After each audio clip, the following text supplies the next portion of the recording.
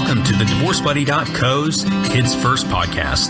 DivorceBuddy.co's Kids First podcast focuses on children. We share strategies on collaboration, communication, conflict resolution, staying out of court when at all possible, and of course, putting kids first.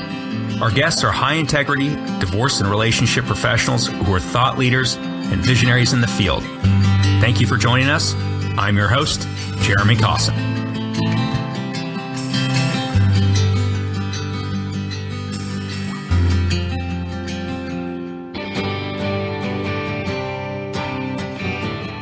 So on today's broadcast, we're doing something a little bit differently, working with Sarah Freed. Her topic is how to work on your marriage when your marriage no longer works. So this is a little bit different. This is generally a divorce-themed podcast, but today we're really excited to have Sarah Freed working with people that think they've gotten to the end, but has helped so many people save their marriages. Sarah has a really interesting story. She knows firsthand really how difficult life can be when your real life doesn't turn out the way you thought it would be, whether that means divorce or a struggling marriage. She really employs proven methods and techniques to help individuals and couples who are grappling with everything from should I get a divorce to help me save my marriage or even starting anew if all of those efforts for salvaging your marriage have failed. Sarah draws on her years of both personal and professional experience to really help you get the most from your relationship, how to survive conflict and how to thrive in the face of adversity. I'm really excited to have Sarah on the show, so with no further ado, welcome to Sarah Freed. We're thrilled to have you on the broadcast today. Thank you, Jeremy. Now, first off, can you share with us a little bit about what you do and the people that you help? I'm a certified marriage coach. I educate people either in a premarital stage or in a marriage already on what having a great and everlasting marriage entails. And the methods I teach are simple, enabling anyone to learn and implement them. And why do you do what you do? Specifically, what inspired you to go into this field of work? I believe that most marriages in crisis today can be saved from divorce. And I also believe that the reason for the growing divorce rate is that there's a result of, it's because of a lack of education as to what being married actually entails. So if adults would invest the time and effort to acquire the knowledge of what makes for a good, happy, and everlasting marriage, the divorce rate would be significantly reduced. And as Michelle Reno Davis terms it in her divorce-busting methods, whoever said that marriage doesn't come with instructions? Well, it does, and everyone can learn them. Learning it and practicing it will result in an harmonious marriage, and I like to share my insight based on my own experience. My first marriage of 10 years, which resulted in 3 beautiful children, unfortunately ended up in divorce, primarily due to the fact that my then husband strayed from our Orthodox Jewish religious path. And we as adults and parents must strive to provide stability on all levels to our children, including the religious values, regardless of which religion we're practicing. So the parent deciding to change must respect that the children and the spouse can't be expected to be forced to change in accordance as well. Had I had the relationship insight and education I have today, I could have lovingly encouraged him to reconsider and thus avoid so much anguish and pain to all involved, specifically the children, and saving my marriage. No, that's excellent. And I like what you said in terms it's universal, whether it doesn't really matter what faith or background that you come from. It's a universal theme. Exactly. Definitely. It does not matter which religion you're practicing. It is a universal thing. Can you describe the foundation of a healthy marriage and in particular how a couple can best rebuild a strong foundation, particularly after some significant strife? That's a very good question. And actually, it's a 2-part question. Regarding a healthy marriage foundation, it boils down to some basic principles. I can list about 10 of them, which are crucial. Maybe I'll go into 1 or 2 in detail and then list the rest. One of the first things is you need to know each other. Be tuned in. Knowledge is power. We need to invest the time frequently enough to be curious and ask each other things with regards to the likes, the dislikes, hobbies, sensitivities, history about each other, our thoughts, the wishes, etc. And this enables spouses to know how to support the good things, the dreams within one another, and how to avoid hurting each other, knowing the sensitivities or history thereof. Another benefit of knowing each other is it helps to keep connection alive and having what to talk about aside to the day-to-day going-ons. So people often ask, so how do we do this? There are many ways to do this. Number one, you can come up with your own questions. The other thing is, luckily today, many thought leaders have developed games for helping couples come up with the right questions and digging deep into each other's history, etc. I do have a link on my own website, Resources Store, under the Resources Store tab. And the Gottmans, for example, have a game called the Gottmans Couples Retreat board game, which includes very good questions, open-ended questions, love map questions, etc. So there are many ways to do this, but knowing each other is very important. Another one on the list is appreciations and admirations. Express what you're grateful for. Don't allow your ego to get in the way, meaning many people are too proud to let their partner be aware and know how much better off they are because of their spouse. That's a shame. Everyone has a need to feel valued. The benefit of sharing appreciations and admirations is that your spouse will be encouraged to do more of what you admire and what you need. So that's a gain for you right there. The other aspect is it helps to keep you in a positive perspective versus being conscious or negative all the time about the relationship. And we need to be consciously positive in order to be happy. Let me quickly list the other 8, not going into detail. Character refinement, caring behaviors, connection, managing marriage conflict, making each other's life dreams come true, developing and maintaining shared meanings, trust, and commitment. Now, with regards to how to rebuild after marriage has gone through a lot of strife, number one, commit. Commit to doing the work by learning and practicing the newly learned methods. Another big one is you need to seal your exits. Let me explain that a bit. Don't discuss your issues with others. You know, we tend to speak to our friends, our family, our neighbors, everybody and anybody, but they can't really help you. So keep it within working with a professional. And another exit is don't seclude yourself and keep yourself overly busy by avoiding your spouse, because what you're really trying to do is connect. So that's another exit of, something not to do. Another important thing is persevere. It took time to develop the bad habits and wrong behaviors, and it will take time to replace it with the new and better ways. It gets easier and becomes habitual, but it does take time. And something else is forgiveness. Many people ask, can I ever forgive? Or will he or she ever forgive? It will happen. It will take time. It will happen. You'll get there. Time heals, but beyond, are there other elements in terms of accelerating forgiveness or just being patient? How do we forgive? Well, the first thing is when we listen to what actually brought about a certain behavior. For example, I'll take an affair situation. Normally I tell couples that although there is no excuse for it, I do find more often than not that sometimes someone is sexually addicted and comes into the marriage with those habits. So that is a problem. But more often than not, when the spouse that cheated perpetuates that behavior, or it's a new behavior, something new that has happened to the spouse in terms of having an affair, it's because of dissatisfaction in a marriage. And if we're dissatisfied in a marriage, the spouse must not be fulfilling certain needs for the other one. So when I say forgiveness takes time, that's because it takes time to dig into why something happened. And knowledge, I'll go back to the knowledge is power, knowing the reasons, and then sometimes taking a certain aspect of responsibility for oneself in terms of what they contributed to allow the space to happen, and thus allowing someone to have an affair, not by actually allowing, but because, there was something wrong in the relationship, definitely brings forth forgiveness. But that, again, takes time. And if you could just clarify, when you said the spouse or the partner is not fulfilling, not necessarily that the relationship's not being fulfilled. What I'm saying is it's not the responsibility of the spouse, because we're each responsible for our own behavior.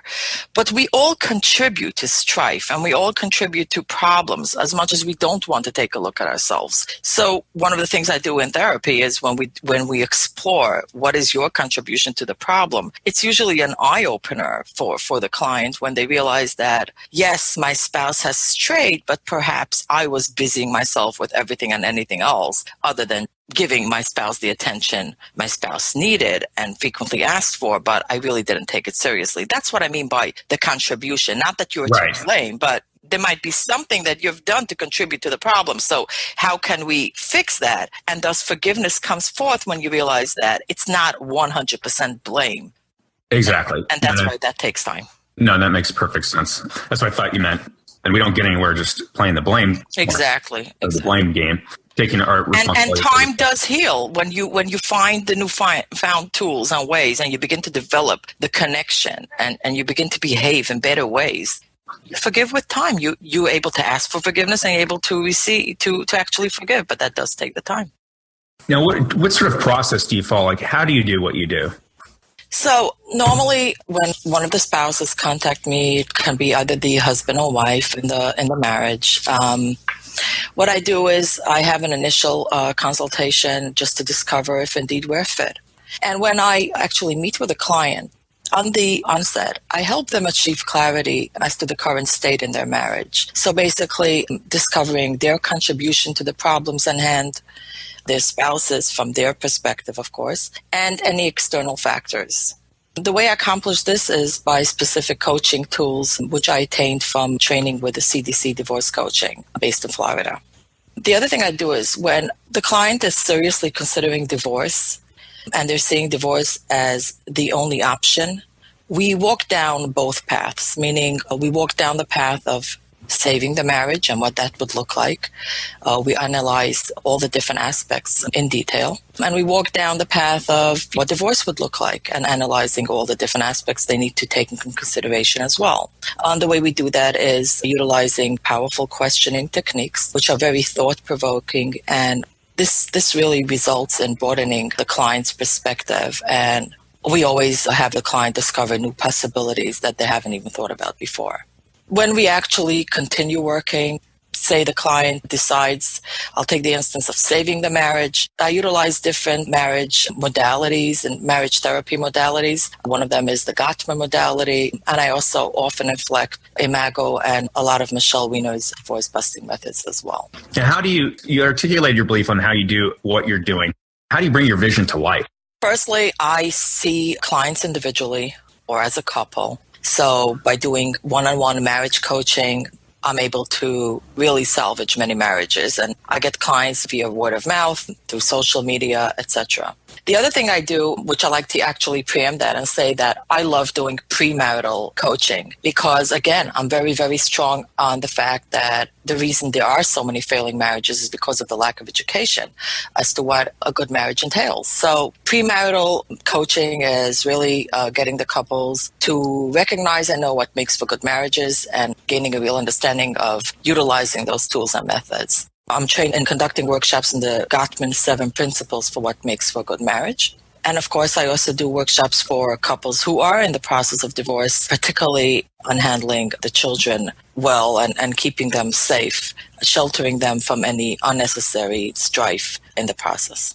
Sarah, what would you say are the 2 or 3 greatest misconceptions, realities parents should understand regarding the impact of divorce on their children? I love this question because this speaks very closely to my heart, given what I have realized was happening with my own children. I think the main misconception people have is there's this common saying, children are resilient. When you think of what resilience means in plain definition, simple definition, it's the capacity to recover quickly. But when we think about it, are the children indeed recovering quickly? Their home is undone. They have to begin, shifting between 2 different homes, sometimes even more if they're going around different grandparents' homes, etc., and so many other changes that are happening in their life. So I believe it's an insult to children to say that they're resilient. I think the more accurate thing to say is that they are conforming to the new reality, but they don't really recover from the undoing of their home.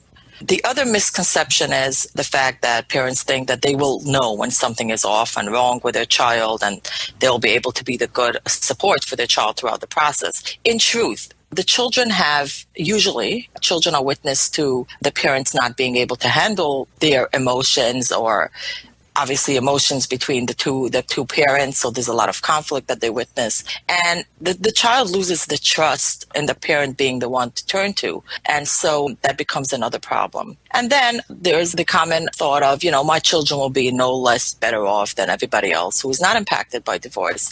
I believe strongly that that is not true. The children have experienced the trauma. Divorce is a trauma. And of course, trauma has an effect. And therefore, your child will carry a burden which their peers are not carrying, the peers of non-divorced homes. So I think adults and parents should be aware of those misconceptions. You made some great points, and especially like as far as resiliency, outwardly, there may be the appearance of resiliency, but we know that most, so many different things that we have are issues in relationships later in life, and other issues can be traced back to childhood trauma. So, I think it's an important point that you made. Correct. Good. Thank you. Now, Sarah, what strategies can parents implement to preserve the marriage? There are so many strategies that one can implement to preserve the marriage. I think first and foremost, go out and learn the tools of how to actually have conflicts in a non-destructive manner. So that's number one, high on the list. The other thing is they should seek a professional. They should look to work with a professional, a marriage therapist or marriage coach who is keen on maintaining marriages and values marriages and helping couples achieving a good marriage. And then, of course, there's some things they can do as part of new things they learn about what makes for a good marriage, and that's creating we time. It's very important for a couple to have time for themselves together. I believe a couple needs to spend at least 20 to 30 minutes a day just sharing what the day was like with each other. And by the way, this is very valuable for children. It's healthy for children to see that the parents value their own unit. That means within the marriage, within the family unit, it's very healthy for children to see parents having their own we time. And then there's the other thing of, there's the saying, curiosity killed the cat. But I would say curiosity killed the cat, but it will not kill your marriage. Be curious about each other. Really get to know each other, the likes, the dislikes, your hobbies, your concerns, your worries, etc. And the reason that's important is because knowledge is power. And if you will really get to know your spouse, their current stresses, etc., then you will know how to better treat each other. So there's, the list goes on, but there's many, many things that make for good marriage and a lot of tools that you can learn. Another big one is sharing appreciations and admirations with one another. So basically making sure on a daily basis to thank your spouse, because at the end of the day, you are better off in life because of your spouse. Your spouse is enabling you in many ways to have a good quality life. So take the time to express that and share that with your spouse. In a previous conversation, you also mentioned addressing unresolved trauma or unresolved pain. Can you expound on that just a little bit? That's actually a big one. Very often, even if we take the time to educate ourselves on what makes for a good marriage, we get stuck. And what I found when working with couples, and we learned that a lot in the different marriage modalities, is that the reason we get stuck is because there's some unresolved pain and hurt, which must be resolved. So we can think about it, it's like if we eat a food that we didn't take well to and we have an upset stomach, so it's not metabolized correctly. Well, you can't metabolize the new tools if there's something wrong, if there's something bothering you. So one of the things I teach couples is what we call the aftermath of the fight is an intervention. It's a Gottman modality intervention, and that's a way for couples to learn how to dig deep and talk about pain or trauma that's really bothering the person, bringing that to the surface, talking about it in a healthy way, and that helps one overcome that. I mean, isn't unresolved pain, unresolved trauma, that's really like when we talk about baggage, or there's just too much baggage in a relationship. That's really, we're just an excuse for not dealing with things. Well, unresolved pain and trauma can be either related to something not within the current relationship, but that kind of resurfaces because your spouse is reminding you of something when they behave in a certain manner. So actually the Imago modality talks a lot about the 90-10 principle. 90% of why your spouse is upset about certain things that you're doing or not doing is because of some childhood memories that this is bringing to the surface in them, some pain from childhood. And 10% has actually to do with the spouse. And when you dialogue about this, whether you're utilizing a Gottman aftermath of the fight intervention or utilizing an Imago dialogue intervention, that is a very healthy way for bringing up why a person is bothered by something or what that trauma actually is, making the spouse aware of it, talking about it. Very often, the person will cry and dig deep and realize there's something to do with a childhood or something to do with a previous relationship, etc. So just the fact that one is aware that it has nothing to do with me, that my spouse is behaving like this or is sensitive to a certain manner, already appeases a lot of the strife and is healing to both the spouse that's hurting and the spouse that's finding out where that hurt is really coming from. 90% comes from previous traumas. That's a shocking number, but it makes a lot of sense. Yes, and that's the imago modalities established by Harville Hendricks and Miss Hunt, actually. And basically, what they found was that 90% of what we react to and what we feel has nothing to do with our spouse. It has to do with some previous hurt and pain. And even if a couple does end up getting divorced, there's a lot of transference there, and then that other parent can become the target of all that hurt, anguish, anger from all these previous traumas, and now that all gets targeted, manifested towards that. Well, and the transference actually, if they'll trace it back, will probably have something to do with the childhood pain. Even though it's like they're tracing it to a previous relationship, but if they'll take the time to trace it, they'll realize they went wrong in the previous relationship, all because, again, it's childhood trauma. Exactly. Interesting. Which again makes this a great book. It's first is because we have to realize how growing up and being a child really impacts the rest of our life, and why we should be very keen on maintaining good and healthy marriages and home environments for our children. So I'd like to tell you about a book that I think you really enjoy reading. It's called The Putting Kids First in Divorce book. And it's a #1 best-selling book now available on Amazon. You can either go to Amazon.com and search Putting Kids First in Divorce, or go to the divorcebuddy.co website. We discuss and go into a lot of detail on all of the different things that we cover on this show, including how to preserve relationships and protect children during and after the divorce. And we bring together 11 leading divorce, co-parenting, and relationship professionals who all share their insights and perspectives on communication, conflict resolution, and supporting children through a transition. So you'll learn about alternatives to litigation, such as collaborative law, mediation, and divorce coaching, which of course are far less adversarial and more economical than family court. It's a really easy to read interview format style book. Again, Putting Kids First in Divorce. It'll enlighten, empower, and inspire you. So again, support the podcast, and we hope you enjoyed the book. So just visit Amazon.com, search on Putting Kids First in Divorce, or you can go to the divorcebuddy.co website, and under resources, we have a whole list of different books that you might find helpful.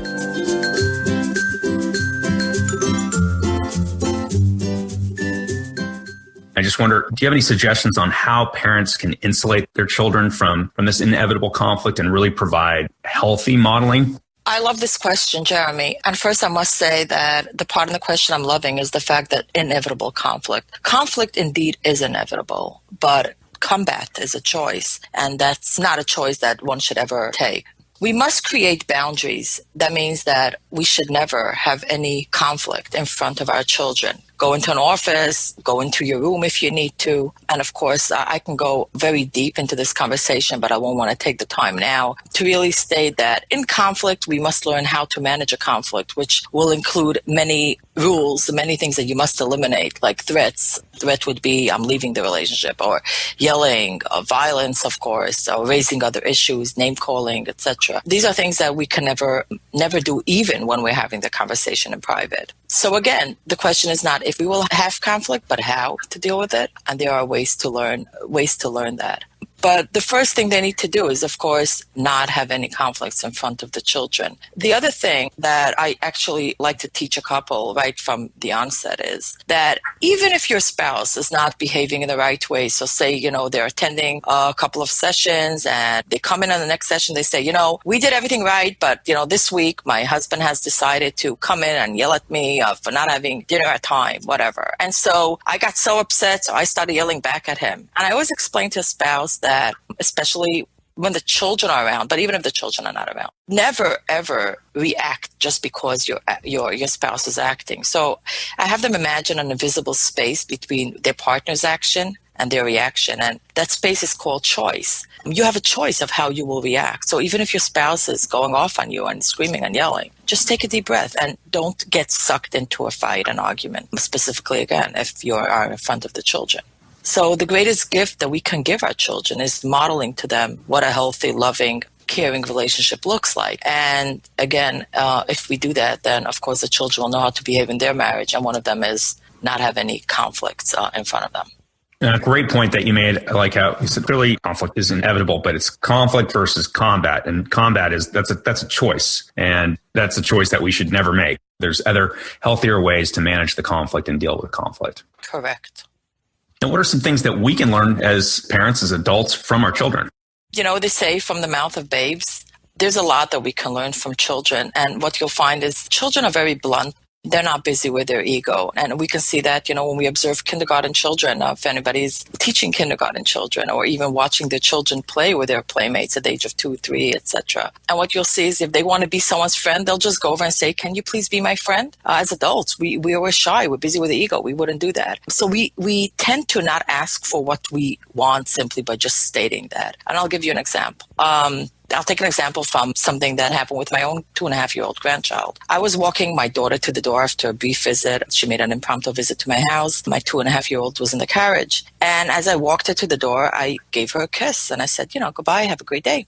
And my little cute 2.5-year-old grandson piped up and said, me too, Grandma, me too, Grandma. And he just gestured to his cheek and he said, kiss, kiss. He wanted a kiss too. And of course, I smothered him with kisses. As I walked away, I said to myself, wow, look at that. He really embodied what I teach couples, and that is say what you mean what you say, and don't say it in a mean way. Just simply state, like he said, Grandma, I'd like to have a kiss. And he got that. So instead of us stating in a negative manner what we're not getting. So for example, you never helped me with the dishes. Simply say, I would love for you to help me with the dishes. And doing things in this manner will actually help couples get what they want from one another. That is great advice. And I don't know why we forget it from when we were kids, but there's so many times is we're not going to say what we mean, or even worse, we don't communicate anything at all and just sort of withdraw or suppress that. And then it just kind of bubbles up and we never deal with the issues. Either we don't express it, or what actually really happens most often is we express a need in a negative manner. So I'm so upset you don't take the garbage. I've reminded you 10 times. Or I'm really upset you're late. You're late again, etc. Instead of saying, honey, it would mean so much for me if you come home on time. And if you don't, can you kindly call me next time just to let me know? So just simply state what you need. Right. And I like how you express it in a positive instead of, it's not a negative way, it's a positive.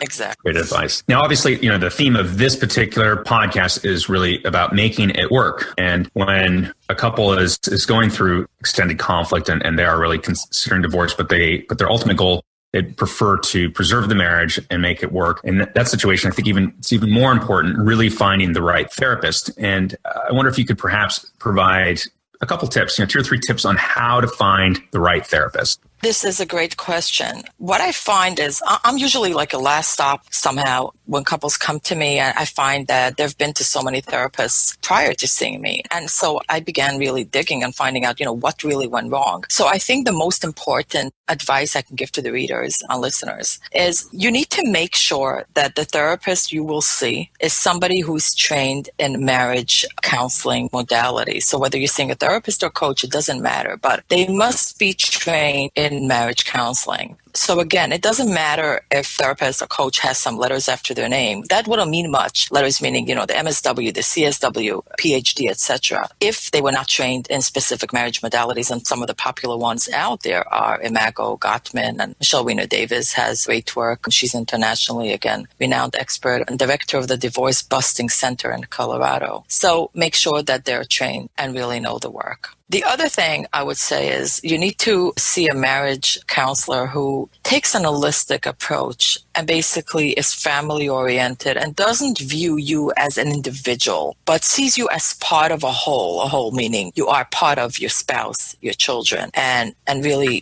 takes all these different people into consideration when working with you. Because very often I will see one person who comes to me, one marriage partner, and the spouse is not yet ready to see me. So I keep in mind that there are other people in the picture. So if there are children involved, I keep the children in mind. And when there's a spouse involved, of course, then I continue doing my work, having that holistic approach. And that's something that clients should really find out from their prospective coach or therapist they'll be working with. And the other thing I'm very keen on sharing insight about is the fact that very often therapists or coaches will encourage one of the spouses to see another therapist for their individual work. I find that can be very detrimental because that individual therapist might have an entire different method or derail the spouse from the marriage work that they're doing in the couples therapy. I do want to say that, though, with one exception, and that is when it comes to addictions, addiction is a very specific modality. So the spouse, one of the spouses might need to see an addiction therapist, whether it's sex addiction or gambling addiction, et cetera, I believe that that will not derail the spouse because, again, that's very specific therapy. And that's a good enhancement to the couples work that they're doing.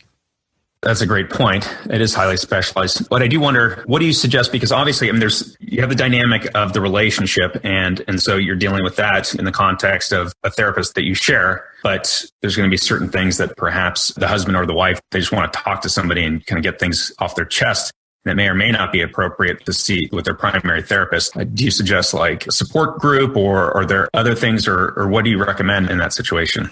Honestly, what I recommend is that they do individual work with the same counselor or coach that they're doing in the marriage. So for example, I see clients, sometimes I'll see both the husband and wife individually outside of our couples work, because I think that the marriage counselor or therapist working with a couple has the most and best insight to what the individual work might be and how they can best help that person individually. So, and again, which will enhance the person and the couple in the marriage. So I strongly believe that sometimes, and actually very often it is the case, where one or both need to have some individual work done, but let it be that same marriage counselor or coach. I think that that's keeping it within the realm of the work being done as a couple and not being diverted by other advice or misled, etc. That's a great point. And I think a lot of people don't really realize that there are therapists that are open to that, where you can have the couples dynamic and then each of you can do some individual work with that same therapist. But again, I think that you bring up some very valid points in terms of if you each go to different therapists outside of the couples therapist, you've got 3 different viewpoints here, and you could have a lot of conflicting messages being carried to your relationship that could really potentially create more conflict and not do anything in terms of moving towards resolving or managing that conflict. That's very correct, where the popular saying of too many cooks spoil the broth. And boy, I've seen that happen. And that's why I'm very keen on making sure we keep it as tight as we can in terms of how many therapists you're seeing and what's going on.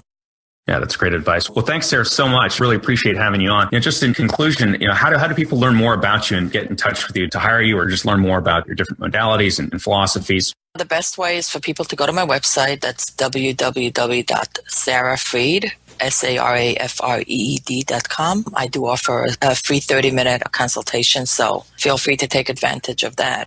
I also have a great report, which actually will be going on my website this coming week, and that's the 5 secrets to bring peace and happiness to your marriage. Great content there, so feel free to download that. Thanks so much, Sarah. Really appreciate having you on the call today. Thank you. Have a great day, Jeff. Thank you so much for joining us on the DivorceBuddy.co's Kids First podcast. Be sure to subscribe to us on Stitcher and iTunes, and don't forget to visit DivorceBuddy.co for further resources, including podcasts, show notes, tips, blogs, and discounts on soon-to-be-released online courses. And remember, as Karen Bonnell, author of the Co-Parent's Handbook, is fond of saying, when it comes to a child's sense of family, what divorce breaks apart, solid co-parenting rebuilds. You'll never regret taking the high road and resolving conflict and putting your kids first. I'm Jeremy Costin. Thank you for listening.